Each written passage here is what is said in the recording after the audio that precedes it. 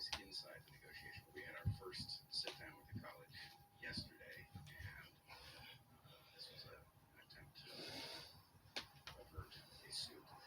But I will say, from where I sit, as hard as this is to believe, it appears that the college has learned from this episode, and that it is doubling down on the same foolish sets of beliefs and assumptions that got it into trouble.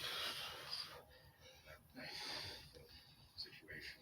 No, and for anybody that's not aware of what this whole story is about, you would either have to go back to Brett's podcast that we did a few months back, or please just Google Evergreen State University and Google Brett, and you will be blown away by the insanity. It's social justice warrior gone amok. The whole campus, kids patrolling the campus with baseball bats.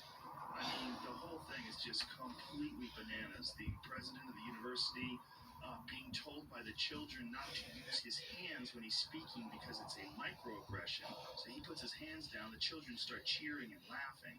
They don't realize they're being played. The whole thing is just some crazy grand game by the children, and I'm calling them children, I don't give a fuck how old they are, to have power over people.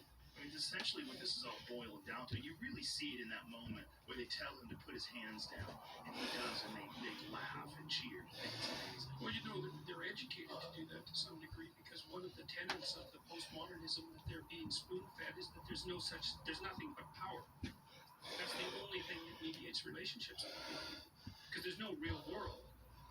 Everything's a social construct, and it's a landscape of conflict between groups. That's the postmodern world.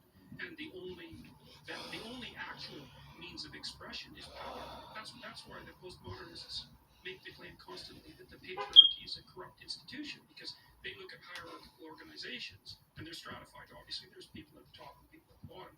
The only reason that there are people at the top is because they dominate by power. There's no philosophy of authority or competence.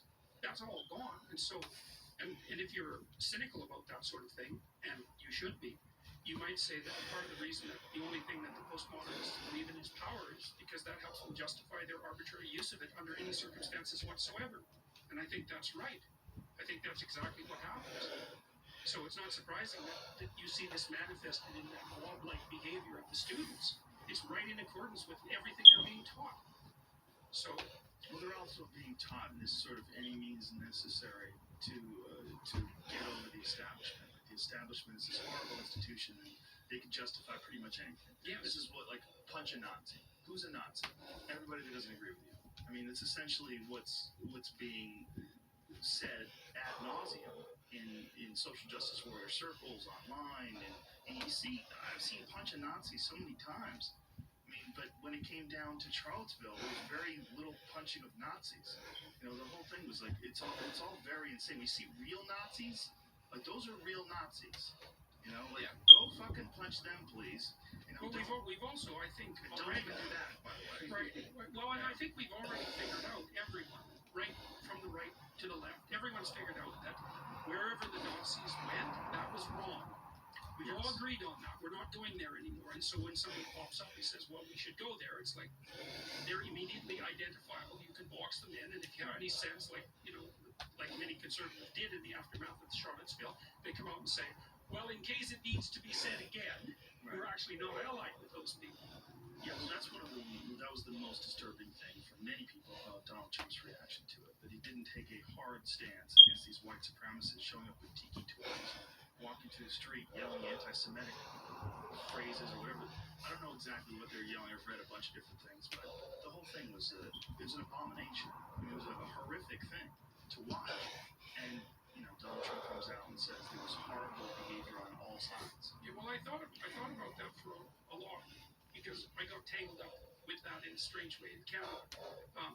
I was supposed to appear on a panel discussing the suppression of free speech on university campuses, which was then promptly cancelled by the university that was going to host it in the aftermath of Charlottesville, partly because one of the panelists was going to be Faith Golden, who was the journalist that was covering Charlottesville, and got the footage of the car and the damage. We were targeted immediately afterward with the Nazi epithet, and Ryerson shut down the free speech panel. So it's coming up again in November. targeted as Nazis? Yeah. What happened was this person put up a Facebook page and used a swastika with a no, like a circle with a line through it, and said no fascists at Ryerson, essentially. But she used the swastika, and she got a bunch of people rallied together